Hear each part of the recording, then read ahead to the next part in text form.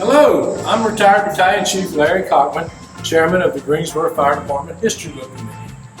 The American Fire Service is rich in tradition and culture. A firefighter's life is filled with many emotional highs and lows.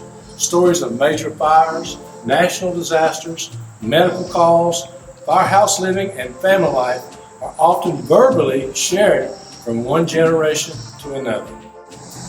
Many times these stories are lost forever when a firefighter passes away. In an effort to preserve these stories, in 2019, the Greensboro Fire Department History Book Committee launched a new program of recording audio-video of our retirees' lives. These stories will be shared on our website, gfhbc.org. In 2020, we did not record because of the COVID-19 pandemic. Please listen as these firefighters share their life experiences with all of us.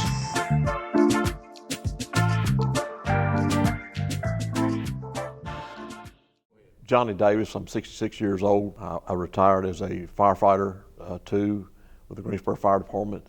I started January the 16th, 1985. I retired in 2006 of July. I was raised in Greensboro, just a few miles out, well, in the city limits, and spent many years there. I have no members of the fire department, of my family in the fire department.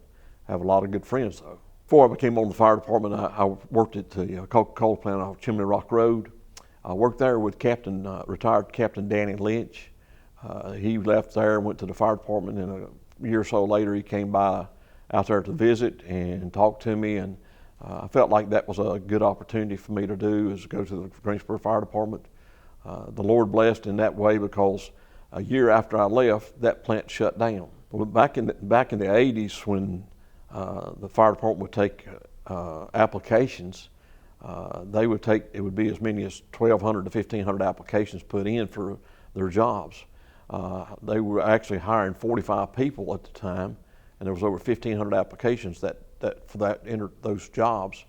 And I was fortunate to be one of those 45. They started 30 in one class, and I was in the second class out of that bunch, and there was 15 in my class. Well, as I was growing up, I had a firefighter friend that lived across the street from my grandparents, which was next door to me, and that was W.C. Allen. Very good friend and captain. I had the privilege to work with him just before he retired. Started off at $14,000 a year was my starting salary. In my training class, there was Keith Ingold, Gary Wilson, Frank Crow, Herb Gibson, Mike Meadows, Leon Griffin, and several others that were there with me. We had 15 in our class as we started. Well, while I was in training, I had Chief Cockman, Brad Cox is my training chief. Captain Paul Brooks was the captain in training. Myself and Captain Brooks at the time, because he retired in the Marines for 10 years, what were they going to do to scare me? And in training, one time I'll never forget, as I was walking down the little hallway in the old training center, Chief Cox stopped me and said, invited me into his office and said, "Shut the door." And as I went in, and he was talking to me, and he said, "Davis, there's something different about you." He said, "I just can't quite figure it out." He said, "The rest of these guys," he said, "they're scared to death when I bark at them and holler at them." He said, "Act like don't nothing bother you." I said, "Chief, you got to remember one thing." And he said, "What's that?" I said, "I'm a former Marine. I'm not afraid of anything." As beginning my career as a firefighter, I always felt it was a privilege to be able to serve my community. I always wanted to help people and be there for them in the time of need. I always counted it an honor to be able to serve in my area. I've been serving as the Firefighter Club chaplain for a couple of years now. It's an honor to be able to help these guys, to pray for them, be with them. We've had several firefighters in the past year to pass away. So it's been an honor to be able to help these families and be a blessing to them, to try to be an encouragement to them. We try to keep up with who's sick, who's in the hospital, keep people updated about what's going on in their lives and how they're doing. I also served as chaplain for the fire department the last 9 years that I served as an active firefighter, and had many opportunities to share the gospel with firefighters.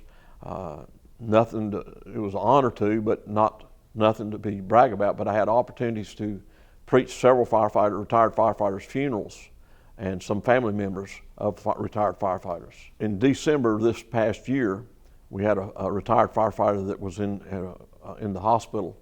He had a light stroke, and had the privilege to go by and talk with him and share the gospel with him, and he accepted the Lord Jesus Christ as Lord and Savior that day. And that's truly a blessing, and it's been a difference in his life that he's shared with his family and with multiple friends on Facebook and by texting them, and he's just so grateful. My first station was at Station 11 on South Am Eugene Street, and back when it was in the old station, I was on Engine 11. My first captain was Roy Mark. The driver on that company was Bobby Taylor, and the other firefighter on the back of the truck was Brooks Langley. Also there was, back then the day, was Truck 1. Captain Cliff Oakley was the captain, Phil May was the driver, and that's when the squad was there, and that was Chuck Martis, Don Hayes, and Garen Foy was there. My first captain was very, very helpful in my growing as a firefighter. He was very encouraging. He helped me to learn a routine as far as working the pump on the pump panel. Very encouraging to help me to become a better firefighter. Well, the one that sticks on me the most is the Rev, because I am a preacher. My nickname is the Rev, put on me many years ago because I am a preacher. My family was very supportive of me as a firefighter from the very start, as a recruit. They also were very supporting of me all the years that I served there as a firefighter. They stood behind me, they encouraged me, not because of anything I'd done, but they were proud that their husband and daddy was a firefighter.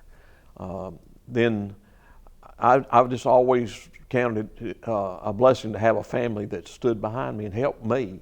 That made it much easier for me to be able to do my job. I guess one of the biggest pranks that I've seen done was one time at Station 14. I was working on another shift, and I was working with Johnny Cole and Jimmy Gwynn. And there was a little bit of discussion that the captain was off that day of who was going to sleep over in the captain's room. So Jimmy Gwynn went over there and took his stuff over there, and he was driving that day. Johnny Cole was the original driver, so Johnny thought he was going to sleep in the captain's room, but Jimmy went over there and he slipped in and locked the doors, wouldn't let Johnny in. So Johnny would come over there in the bedroom and took Jimmy's TV and wrapped the cable all the way around the Cablevision cable around the TV and everything.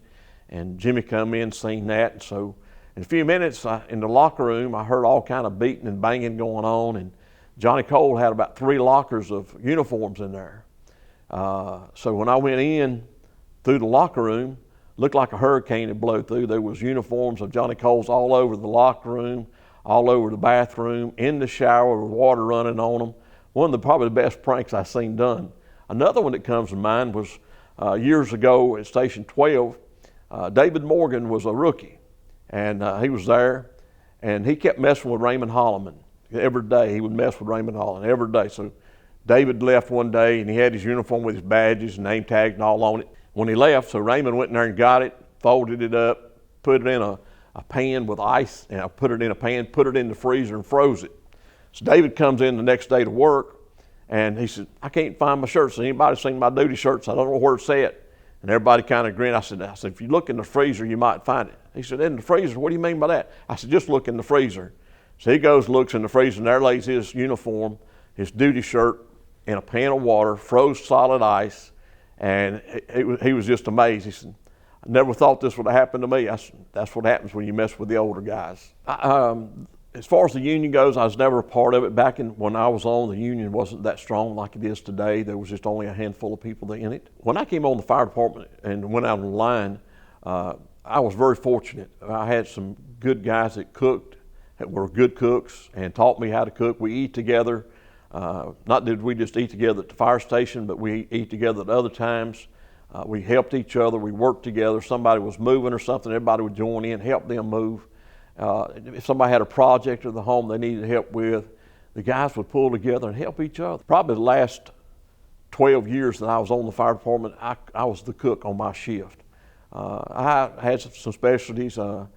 Guys always liked the pork ribs that I cooked on the grill, barbecued ribs. I was fried chicken pretty good. About anything, I could cook about anything. Because I had some, like I said, as I came on as a rookie, I had some good cooks to teach me, take time to teach me. I never forget George Trogdon made homemade biscuits one day at the station. I asked him, I said, will you teach me how to make homemade biscuits? He said, yeah, I'll teach you. He said, well, I'm not going to show you but one time. So he showed me that one day, and so we come in the next day. He said, well, do you remember what I taught you last day? And I said, well, I thought, what are you talking about, George? He said, how to make biscuits. I said, yeah, I remember. So I made biscuits that day, and I've been making them ever since. Homemade biscuits at the firehouse was always called cat heads because guys always like that.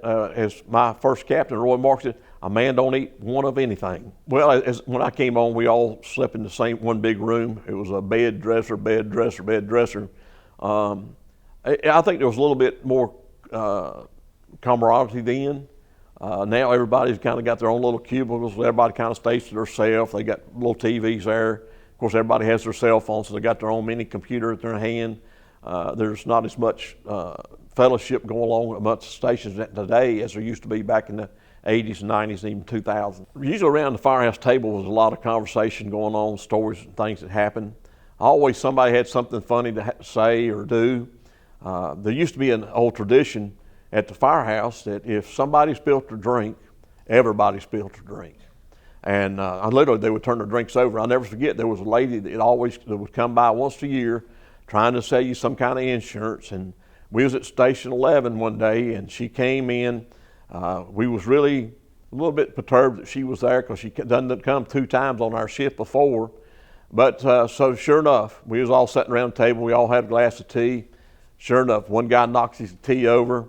Everybody just takes their tea and dumps it out on top of the table. She says, I think I'm done here, and she left, never come back. As being a retired firefighter today, there's a lot of, the young department is very young today. So unless you know somebody that's working there, you're gonna be kind of in a new world because you're going in, you're meeting people that you've not met before. But it is most of them are very gracious to talk to you and let you share stories with them about things that happened in your career. How that things have improved, how things have changed so much over the years. I'm very thankful that the young firefighters do receive retirees with a welcome hand. First call I went on was on a wreck on Business Highway 40. There was a car that had hit a tree, had a small engine fire. That was the first fire that I rode as a rookie. As far as calls that were probably more disturbing than others, I hadn't been on the line but about 6 months. Matter of fact, it was January the 1st of 1986. Down on the highway there was a wreck. A tractor and trailer was coming, going west on 40 and crossed the media. A tie rod end broke on it, crossed the media and hit a Jeep that had 3 cousins in it. They were in the Jeep just literally got up underneath the tractor and trailer and just rolled it up, balled it up that it was to the size of an oven. There was literally hardly no body parts. It was so cold that day that we had to look in the dirt and see steam coming up to find parts of the body. Probably one of the worst accidents I went on. Seeing calls like that makes you appreciate life. It makes you appreciate that the Lord protects you and how He guides you, and sometimes to be going on calls that are bad, but yet you can be a help to other family members that are there to try to help them deal and cope with what's going on. The value of running medical calls nowadays is people get a lot more help a whole lot quicker. Most response times are anywhere from 3 to 5 minutes in the city of Greensboro with a fire truck. And so that just speeds things up, and people are able to get help much quicker versus when I first came on. It was always the squads that rode, and there was only 3 squads for the whole city of Greensboro. So they had a lot of territory to cover, and it took them sometimes longer than that to get to somebody to help. Some of the biggest calls I was on was down there off the lumber yard down there. I was on 2 different big fires down there. I was in training when the Davie Street fire happened. Matter of fact, I was working at the hospital that night for my EMT training to receive my EMT certificate. I did go ride down there after I got off that night at the hospital at 11 o'clock, and they were still battling the fire. I just stayed back because I was a recruit, still in training. I just stayed out of the way. 9/11 was very disturbing. I can remember the day that it happened, where I was at, what I was doing. I can remember as I was working with Vance Farrell, we were mowing some yards, and we had one guy that was mowing for us. We got there at his house and started to unload lawnmowers. He comes to the door, started hollering for us, and at first didn't know what was going on because we hadn't heard anything. And he's hollering, motion for us to come in the house. He said, "Y'all got to see this. This is history." We still didn't know what was going on, and he said, "You've got to come in and see this. The Twin Towers have been hit by planes." And so we went in and seen what had happened. And later that day, we went by Station 9 on Friendly Avenue and just went in to get a drink and a pack of crackers. And they was on TV and showing the buildings, how they collapsed, and all the firefighters that were there, and all the dust and everything, the chaos that was going on. I can only imagine what were going through those firefighters' minds as they were working diligently to try to save their brothers in the fire service. How he was trying to be a help to the people that were injured, and how to try to protect the ones that were outside the building to get them away from everything. It's just it was devastating to think that something like that could happen in our country. And them losing into 9/11, losing 343 firefighters, that would be over half of what we have in the Greensboro Fire Department today. It'd be very devastating. I can remember one firefighter that died in a training exercise, and that was Captain Jackie Beard. And I was during that time, I was the chaplain, and they called me, and I went to the hospital there and had to tell his wife that what had happened. And probably one of the saddest times for me as a chaplain to have to tell his wife what had happened. And never forget that year also at the Medal and Awards banquet, we always read the names of who had passed away that year in the line of duty. And just so happened that year I had on a fire department dress uniform, Class A uniform, and my jacket, the name in it was Jackie Beard. I had several mentors as I came on the fire department, and that really helped me and taught me the strategy of fighting fire, things how to do and what not to do and all. One of them was Captain Phil May. We worked together from day one as I went on the line. He was a driver. The first 2 weeks I was on the line there on Truck 1 as a recruit right out of training. The first day I was there, I was riding shotgun on Truck 1. I knew nothing about that side of town at Station 11. I knew where South M. Eugene Street was at. I knew where Florida Street was at, and that was it. And as a rookie, every day you went to the grocery store. So they would always send me to the grocery store with a radio. And I think about the NASCAR commercials where they had two guys going through the grocery store with the buggies flying.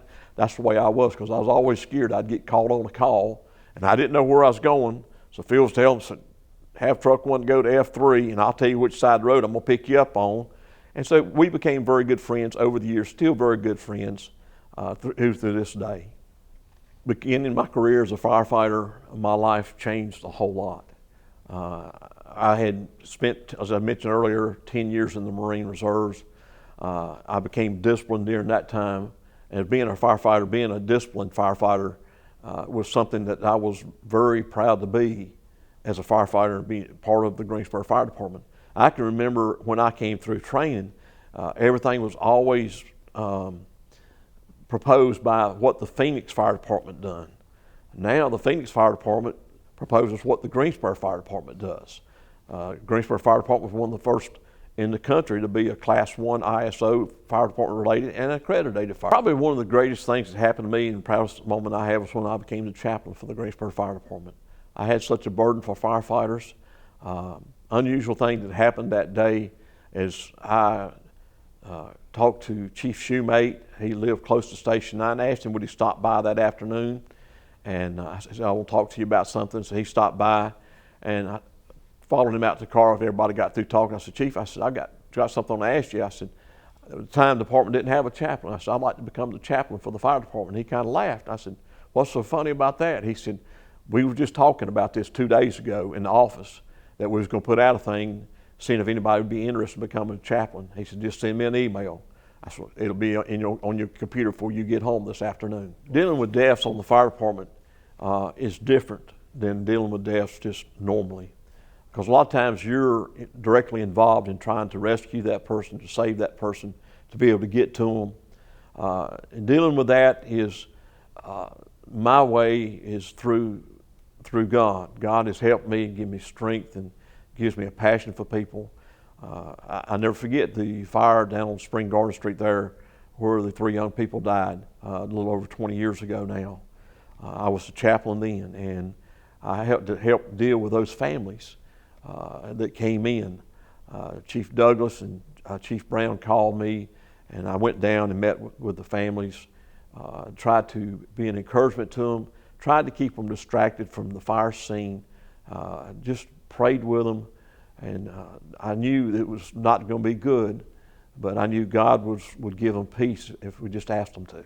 In 1988 or 89, I went to Station 17 there on Lake Brant Road. I think it's Station 41 now. I worked, it was when they first put females at that station. It was a new station. I worked with Anita Strong. It was me and Anita Strong, Sonny Mitchell, and Tommy McNeil was my captain. There was also firefighter Kathy Smith there and firefighter Mitzi Rice at the station, all 3 on different shifts. That was the first opportunity that I had to work with female firefighters at the station. Now, Captain Kay Pierman was the FEO at Station 8, and I worked with her some because Station 11 and Station 8 wrote a lot of calls together. So I had good experiences with working with the females. I had no problem. They'd done their job. We got along good. So everything went well. In my career, probably if I had anything to do different, I tried to apply myself every day. I tried to learn more every day, try to be the best firefighter I could.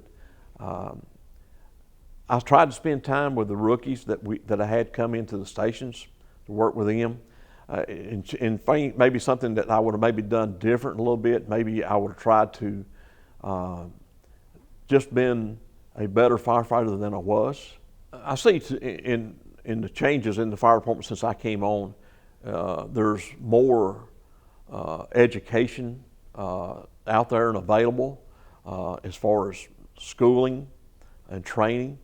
Probably the biggest thing that I've seen in difference today versus back in the day when I first came on is there's a lot of firefighters don't stay for a career. They stay for a short time, anywhere from a year to 5 years, and they're gone. When I came on, man, it was a career. It was, you were there to stay. And I think that's probably one of the biggest changes I've seen.